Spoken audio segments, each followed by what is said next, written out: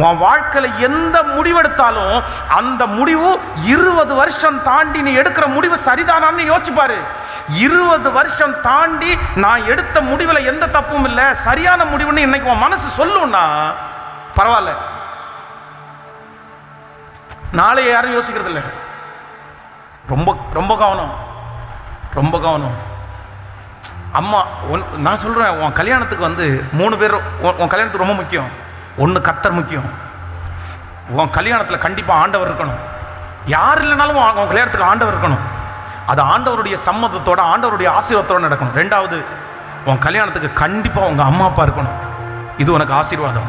Number 3. 3வது, உன் ஆவிக்குரிய வாழ்க்கையில் நடத்துகிற குறைஞ்சது 4 ஊழியக்காரங்களாவது உங்கள் சர்ச்சு பாஸ்டர் கண்டிப்பாக உன் கல்யாணத்தில் இருக்கணும் அப்படின்னு நினை.